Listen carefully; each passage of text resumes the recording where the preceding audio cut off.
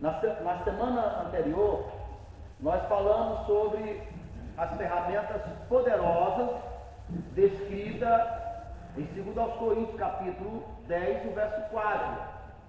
Porque lá está escrito que as nossas armas, elas são poderosas em Cristo para demolir fortalezas. Que armas são essas? Essas armas são nossas palavras e nossos pensamentos, ou podemos também chamar da nossa imaginação. E aí é necessário que nós entendamos e nos apoiamos lá no Gênesis, como também na carta do evangelista João, onde ele disse: no princípio era a palavra, e a palavra estava com Deus. Aqui nós devemos entender que assim como esteve com Deus, como a força estava na palavra, agora pode estar comigo, agora pode estar contigo.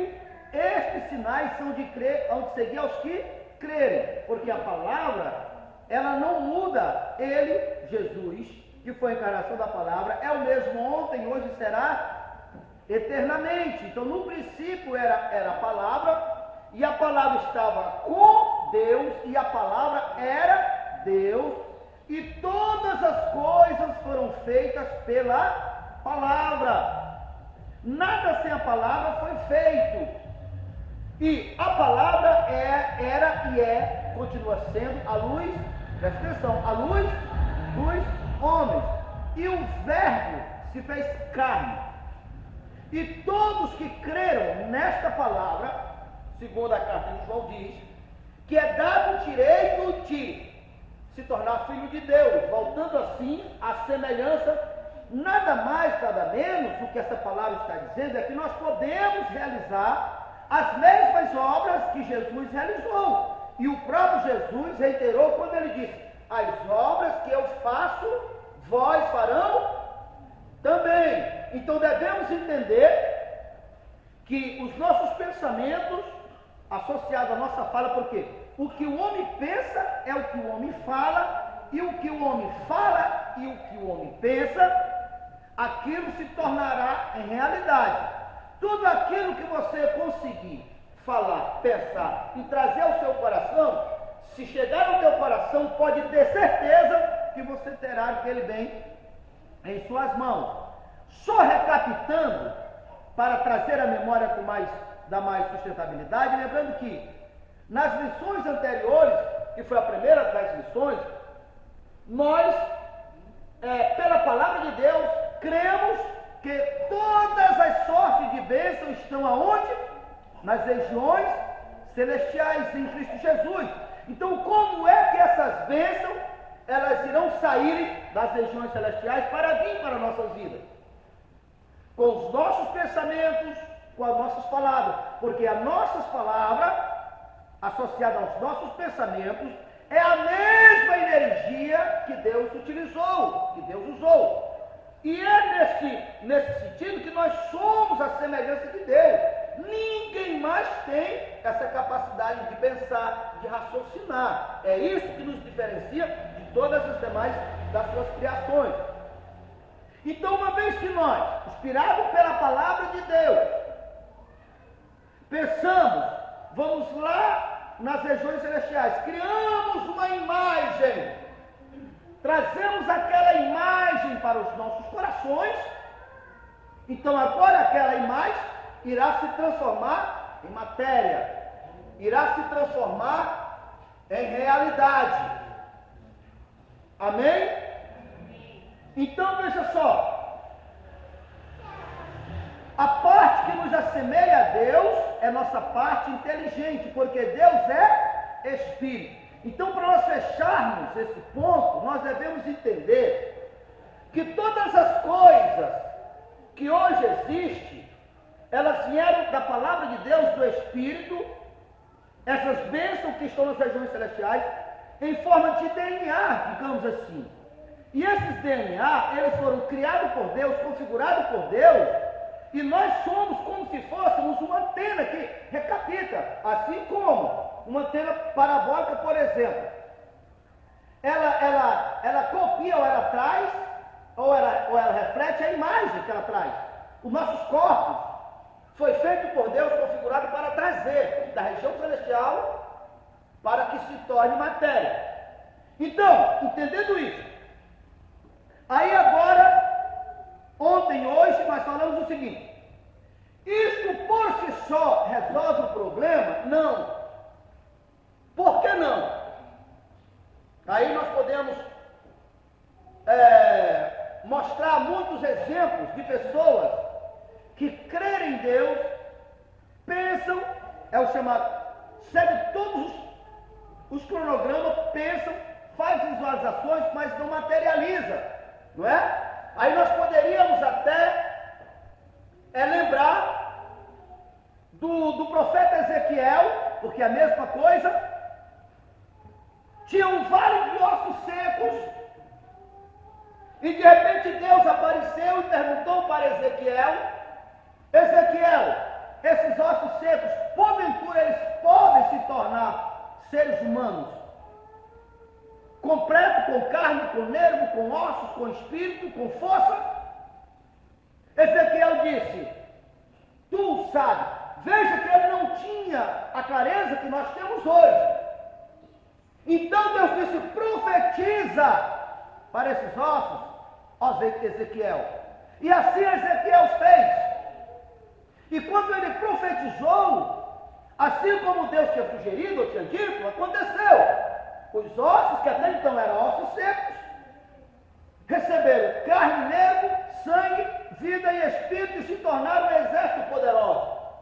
Ei, isso aqui, mesmo que tenha acontecido, mas é uma profecia para nós entendermos. Assim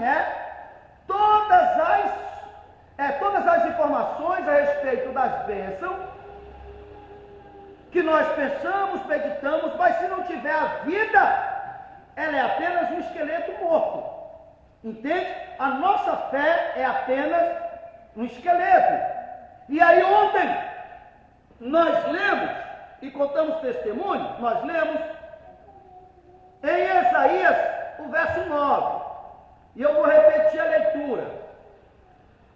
O Isaías verso 9, a partir do verso 2, diz assim: e o povo que andava em treva viu surgir uma grande luz, e os que viviam na região da sombra da morte, resplandeceu uma grande luz. E tu tens multiplicado a este povo a alegria, e ainda aumentaste a alegria,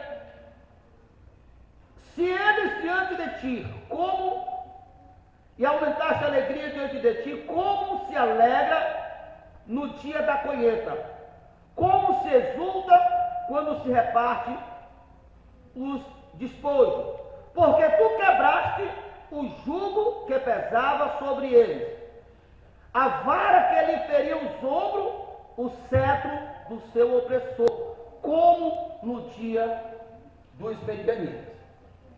Ontem eu contei 2 testemunhos para mostrar a materialidade onde está a vida disso aqui, para completar, e eu vou repetir.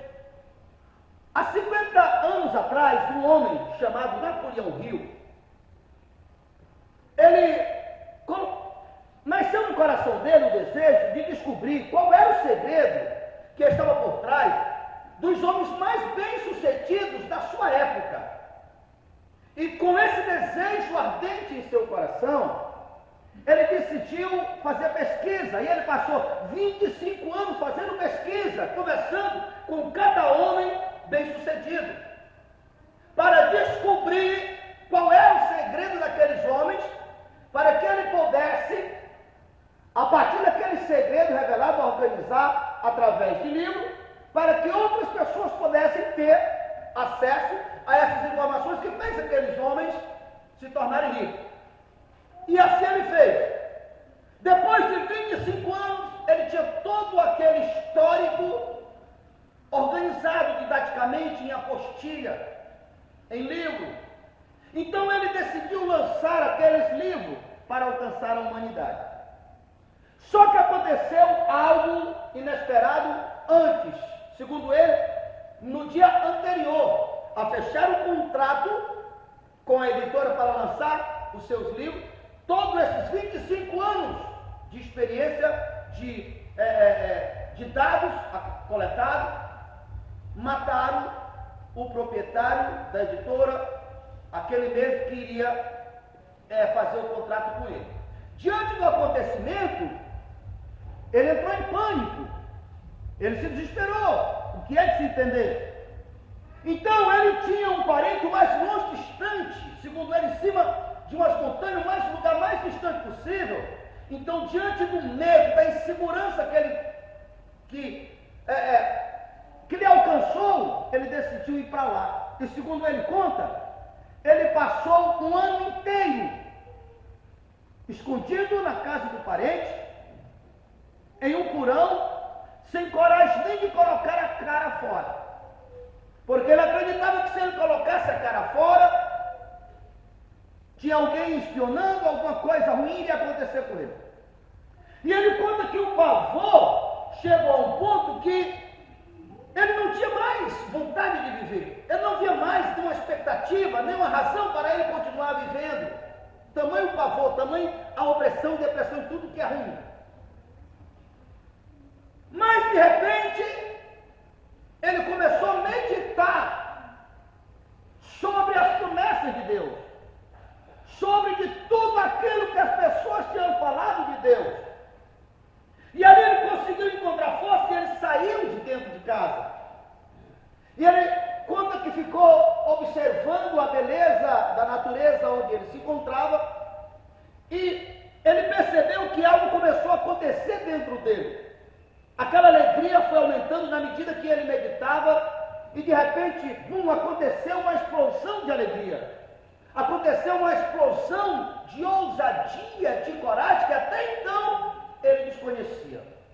E a partir do momento que essa alegria se apossou do seu coração, ele encontrou a força que lhe faltava, tomou a decisão que lhe faltava, e foi lá no parente, onde ele estava escondido, pediu R$50 emprestado para ir até a próxima cidade. Segundo ele, essa quantia, aquela mesma alegria que trouxe, que inundou o seu coração, deu a ele essa orientação: pegue R$50. Ele pediu. O parente deu os R$50. Com os R$50, aquela mesma inspiração disse: vai para a cidade tal, aluga o melhor hotel da cidade. Assim ele fez, foi para a cidade indicada, alugou o quarto de hotel.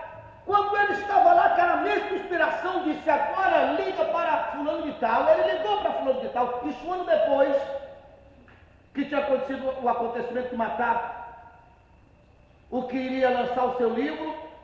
Ele fez segundo aquela orientação interna. Ele não ouvia voz, era só aquela orientação interna. E ele ligou, falou do projeto, a pessoa do outro lado se interessou, veio. Então, segundo ele, naquela mesma noite, ele fechou um contrato que era suficiente para ele passar quase um ano de aluguel naquele salão.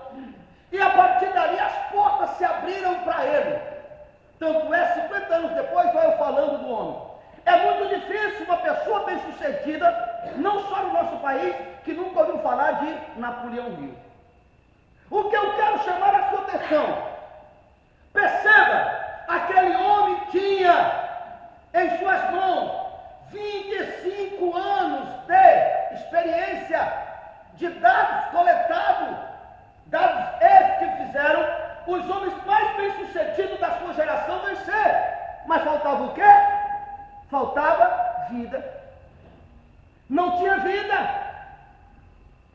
É igual uma pessoa saber que tem uma promessa. É igual uma pessoa pensar positivo, pensar em algo que quer alcançar, mas se ele não tiver essa energia, essa força, descrita aqui, nós acabamos de ler em Isaías, o verso 9, aquilo que faltou para Napoleão, se ele não tiver isso, ele não vai chegar a lugar nenhum. E como alcançar? Aí ontem eu preguei uma experiência que eu vivi semelhante a isso. Estou falando para que vocês possam pegar todas as informações, entender e partir para o alvo. Algo semelhante aconteceu comigo, assim que eu casei. Como todas as pessoas que casam, muitas vezes gasta o que pode e o que não pode, não foi diferente comigo. Na minha empolgação, comprei um bocado de coisa, e aí eu lembro que comecei a me atrasar em algumas delas, comecei a ficar triste, comecei a ficar chateado, comecei a ficar desmotivado. Na medida que os dias iam passando e aumentando, e eu orando a Deus, e eu falando com Deus. Como eu contei ontem, chegou algum momento que eu quis culpar a Deus, como muitas pessoas que estão passando dificuldades, a maioria delas culpa a Deus, porque elas fazem aquilo que elas imaginam que deveria fazer, mas o resultado não vem, acha que é Deus que é culpado. Não foi diferente comigo. Ali estava eu culpando a Deus, mas eu lembro que um dos cobradores tinha vindo na sexta-feira, e ele não foi muito amigável, e pedi para ele voltar na segunda-feira. Só que naquela época eu vivia de vender meus CDs, minhas fitas, e eu não tinha material, eu não tinha CD para vender, eu tinha, me parece que era 5 fitas. Naquela época, as 5 fitas dava R$25 que eu vendia a R$5 cada fita. Ontem eu não lembrei do valor que eu devia, mas pensando eu lembrei, era R$700 que era para me pagar, que eram algumas prestações atrasadas. Então eu lembro que eu me curvei para orar, para falar com Deus. Quando eu iniciei a oração, a direção da oração era essa de culpar a Deus, querendo justificar de Deus. Deus, olha Deus, eu parei de cantar lá fora, de cantar secular, de fazer aquilo que não te agradava, e mesmo assim, Senhor, eu estou passando privação, o Senhor pode. Por que o Senhor não faz? Por que o Senhor não resolve o meu problema? Mas eu lembro que na metade da oração, eu comecei a pensar diferente. Eu digo, não, Deus não tem culpa. Deus não mandou fazer essas compras. Senhor, faz o seguinte, eu sei que o Senhor não tem responsabilidade, a culpa é minha, foi eu que comprei, mas eu creio que o Senhor pode resolver, me ajuda a resolver, me mostra uma porta, e quando a gente vai com humildade a coisa muda. Era uma sexta-feira, então naquele momento, naquela sexta-feira, mesmo eu tendo só 5 fitas, precisando de R$700, dava para vender, era um bocado de fita para fazer esse valor. Eu decidi quebrar o elo com aquela realidade desfavorável, com aquela realidade negativa. Eu não entendia o que eu entendo hoje, mas o que dava vida, o que mantinha a escassez era aquele espírito. Por quê? Porque todas as coisas são provenientes o Espírito é o DNA. Por isso que Jesus disse, o que está fora está mostrando o que está dentro. Pelo fruto se conhece a árvore. Eu não tinha essa consciência, por isso que eu estou ensinando hoje. Mas eu quebrei aquele padrão que eu estava ao sair de casa, ao acreditar. Eu disse para minha esposa, eu digo, filha, eu não sei que hora eu volto, mas eu vou sair por aí, procurar uma igreja, eu vou vender essas 5 fitas, e vou pegar essas 5 fitas, e vou reproduzir, e vou ver o que eu faço daqui para segunda-feira. E eu saí com aquele propósito, com aquele pensamento, com aquela ideia, e aquela confiança e aquela esperança, pelo fato de eu ter orado com Deus, pedindo para Deus. Quando eu ia, de tarde, um caminhão na minha frente, aquela frase, Deus é fiel. Quando aquela frase, meus olhos entrou em contato com aquela frase, eu senti uma alegria extraordinária no meu coração, porque a informação que eu recebi é, Deus vai resolver o meu problema. E a alegria aumentou, eu fui para a cidade, cantei naquele dia. Quando eu terminei de louvar, vendi as 5 fitas, e o empresário que estava lá, ele foi lá e fez um cheque para mim, não recordo o valor do cheque, mas era um cheque bem gordinho assim, ó. Voltei para casa alegre, feliz, vim para essa cidade que é Açaiândia do Maranhão, peguei aquele cheque, transformei em material. Quando eu retornei para casa, minha esposa disse: filho, ligaram para ti querendo que você vai cantar hoje, porque um cantor convidado não foi possível ele ir. E eu vim para essa cidade, cantei aqui nessa cidade, estou contando testemunho de 20 anos atrás. Vendi todo o meu material, e quando eu terminei, o pastor veio me deixar na rodoviária e pegou um pacote, chega lá assim, ó. O que eu quero que vocês entendam, presta atenção. Será que foi Deus que falou através daquele para-choque? O para-choque não fala. Aqui, quando eu tenho falado, Deus não é um santo que está lá no céu fazendo mágica para alguém vencer aqui embaixo. Não é não. E não é Deus quem escolhe quem vai vencer e quem vai perder. Não é não. Eu lhe explico o que aconteceu.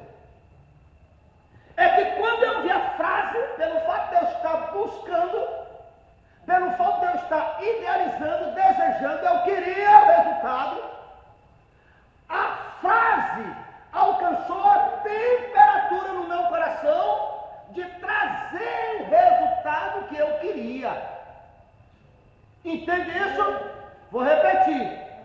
Não foi o para-choque que falou comigo, não foi Deus lá de cima que agiu para que eu não.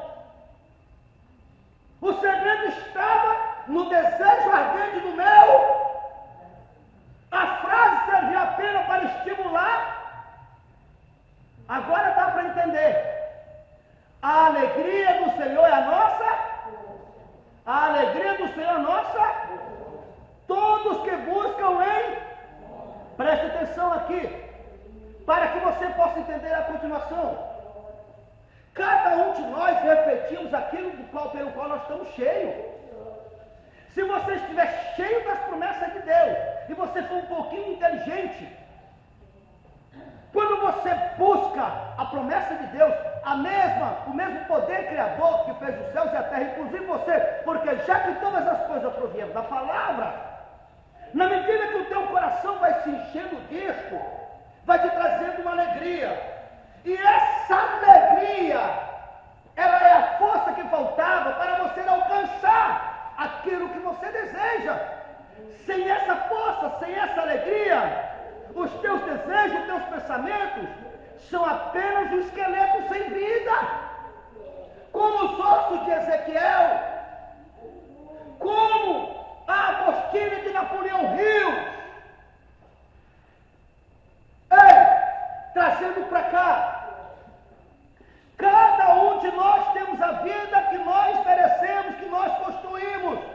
Escute, pega isso aqui, porque a semana que vem vai acontecer algo extraordinário aqui. Ei, preste atenção nisso aqui. Eu contei até que você entender. Assim como uma antena parabólica, ela puxa do satélite a imagem, todas as bênçãos que o Senhor fez para nós, que o DNA da alegria, porque aqui nós acabamos de ler, que Ele, Jesus, apareceu em um momento em que as pessoas estavam na sombra da morte, esperando a hora de morrer, e de repente surgiu uma grande luz, e que Ele, Deus, e que Ele, o Senhor Jesus, deu àquele povo a alegria, como se dá alegria no tempo da colheita, como no dia 2, medianita. Talvez você não saiba essa história dos medianitas, era que aquele povo, o povo judeu da época dos medianitas, eles eram oprimidos pelos medianitas. faziam roça. Mas eram os medianitas que vinham e colhiam. E ninguém tinha coragem, ousadia de se levantar, de enfrentar. Até que um homem chamado Gideão tomou a iniciativa e disse: para aí, basta, eu não aceito essa realidade, eu não aceito isto. Eu tenho promessa, tenho um Deus que prometeu. Eu vou reagir. Porque ele sabia, ele tinha exemplo de outras pessoas.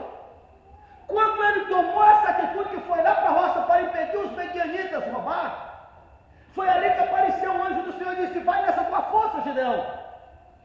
Amigos, irmãos, nós acabamos de ler na palavra que a alegria que o Senhor nos deu, que é como a luz, foi apontado a semelhança, feito uma ponte com o caso de Gideão, para que nós entendamos. Quando alguém tomar a mesma atitude que Gideão tomou em qualquer época, em qualquer lugar do planeta Terra, o céu entrará da mesma maneira que entrou a favor de Gideão. Aqui está o segredo para qualquer pessoa vencer. Enquanto você aceita a condição do mal, a condição do mundo, a condição do sistema, a tua vida não muda. Você querer mudança apenas com a tua força também não muda. Mas quando você entender, eu tenho promessa. É sobre isso que Pedro estava dizendo aí, porque Deus, pelas suas promessas, nos deu a natureza divina. Quando nós entendemos isso, e olhamos que a Bíblia não é um conjunto de regras religiosas, é a natureza divina que pela qual Deus criou o universo, inclusive nós. Elas foram feitas para nós, e nós vamos lá. Essa alegria que está descrita aqui vem para os nossos corações, e com essa alegria nós vencemos. Com essa alegria nós rompemos. Com essa alegria você pode todas as coisas dele que fortalece. Oh, aleluia! O povo que estava em treva, de repente surgiu uma grande luz. Não é à toa que o apóstolo Paulo disse: vocês foram colocados no mundo para se tornar astro no mundo. Então, meus amados irmãos, o que vai definir se uma pessoa vence ou perde é o que está passando ou vibrando dentro de você. Amém. É simples. É simples. Nós falamos sobre os 7 segredos.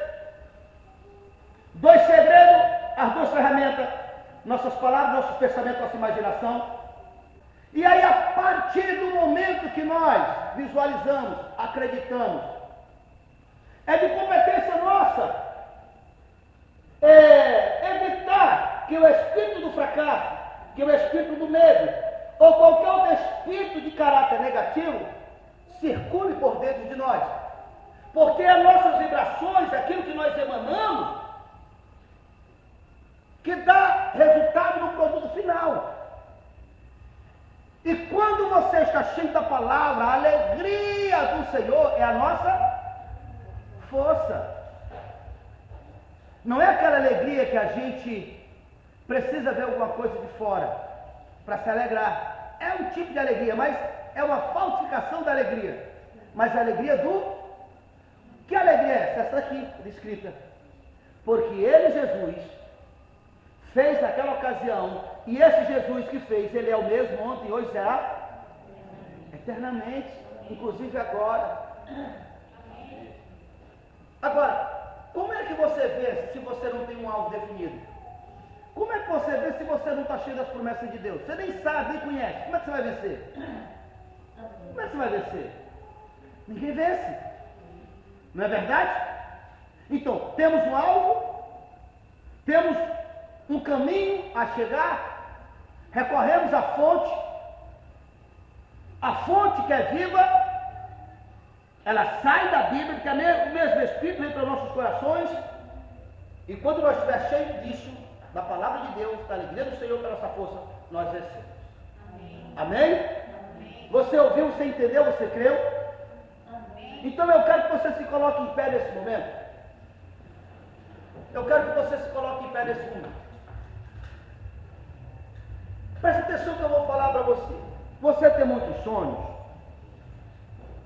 Escolhe dentro dos teus sonhos, os teus projetos, os teus ideais de vida, aquele que está pulsando com maior intensidade dentro de você. Aquele que é o que você mais deseja. Por quê? Porque esse é o mais fácil, é o mais perto ao ser alcançado. Porque o simples fato de você querer desejar esse propósito, você já sente alegria. Então foque nele agora, foque nele agora. Em nome do Senhor Jesus, foque nele agora. Porque quando você alcança esse, a experiência adquirida, a capacidade adquirida, a força adquirida, a alegria adquirida, vai te habilitar para outros maiores, que estão mais distantes. Então foca, pega a tua mente, pega teu pensamento, cria uma imagem daquilo que você deseja. Cria uma imagem, aquilo que é o que mais você deseja. Não fuja dessa regra. É aquele que mais você tem vontade, aquele que mais você deseja, aquele que mais arde o teu coração. Pense, reflita sobre ele. Agora pegue essa bênção. Lá do mundo espiritual, ela é apenas um esqueleto. Ela não tem vida. Agora traga para dentro de você. Agora traga para dentro de você. Traga para dentro de você. Agora libera a palavra. Oração que nós fizemos ontem, continuamos. Você é uma autoridade sobre a sua vida. Então, com essa autoridade, você é uma autoridade sobre o seu corpo. Diga agora para todas as suas habilidades, como está escrito a palavra de Deus, se desenvolver para alcançar esse propósito. Fale com você mesmo. Você não sabe quanto isso é poderoso? Já venci muitas enfermidades por causa disso, falando sobre isso. Então fale agora. Fale agora, porque o Deus que te inspirou, que te prometeu, é o mesmo que te criou. Ele vai te dar habilidade. Então fale agora. Todo o meu ser, o meu coração, a minha mente subconsciente, absorva esse algo, absorva esse projeto e desenvolva-se criando habilidade em nome do Senhor Jesus. Porque assim quando você recebe, assim como coloca uma semente no solo, vai nascer. Assim quando um feto está no útero de uma senhora, vai se desenvolver. Da mesma maneira, você vai alcançar esse alvo. E cada passo que você der em direção a esse alvo, o universo irá trabalhando para trazer esse alvo de encontro a você. Porque semelhante atrai semelhante. Se você não tem um alvo, se você não tem uma meta, no lugar do alvo está a desesperança. O espírito é negativo, então esse espírito negativo irá atrair acontecimentos negativos. Mas agora você tem um sonho, agora você tem um ideal, agora você tem um filho de Deus aí dentro. Para você que tem sonhos perdidos, essa partida ainda não terminou. Basta você crer no Deus do impossível. Você vai ver teus sonhos baterem em sua porta, dizendo a você: estava perdido, mas estou de volta. Você vai ver seus sonhos baterem em sua porta, dizendo a você: estava perdido, mas estou de volta.